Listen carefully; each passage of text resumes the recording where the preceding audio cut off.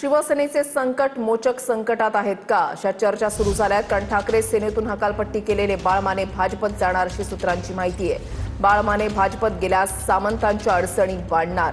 बाळ मानेंचा रत्नागिरी सिंधुदुर्गमध्ये मोठा जनसंपर्क आहे। भाजपत गेल्यास 2029 ची विधानसभा लढण्याची शक्यता वर्तवली जाते। भाजपमध्ये पक्षप्रवेश होण्याबाबत चर्चा झाली का काही?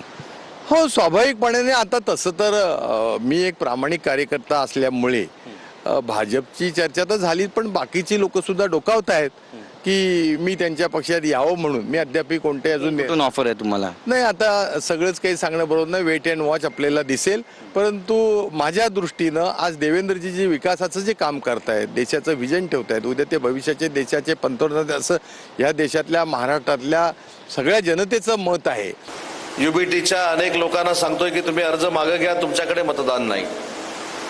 पण शहाणपण कसं असतं बघा, हीच परिस्थिती आमच्या कोकणामध्ये होती। परंतु आता मला सांगण्यात आलं की शहाणपणा करून आमच्या कोकणामध्ये युबीटीनं भरलेला फॉर्म मागे घेतला आणि आमच्या कोकणातली निवडणूक देखील बिनविरोध होईल अशा पद्धतीची शक्यता निर्माण झाली। कोकणातला फॉर्म जसा घाबरून मागे घेतलेला आहे तसं तुम्ही घाबरून मागे घेऊ नका, तुम्ही सन्मानपूर्वक मागे घ्या। उदय सामंत हे नेते आहेत शिवसेनेचे, ते ना उपमुख्यमंत्री पण व्हायचं आहे, त्यामुळे स्वाभाविक ते असं बोलू शकतात। एकनाथ शिंदे साहेबांचे त्यांचे खूप चांगले सौदार्याचे संबंध आहेत, त्यामुळे आमचं नेतृत्व आहे। उदय सामंत रत्नागिरीमधून ते 5 वेळा निवडून आलेले आहे। तुमची इच्छा आहे उदय सामंतांनी उपमुख्यमंत्री व्हावं म्हणून? नाही, असं ते प्रयत्न करतात। माझ्या इच्छेला कोण विचारतो? ते प्रयत्न करतायत की मला कधी संधी मिळते, तर त्यामुळं ते ठरेल आता कोण घाबरलं काय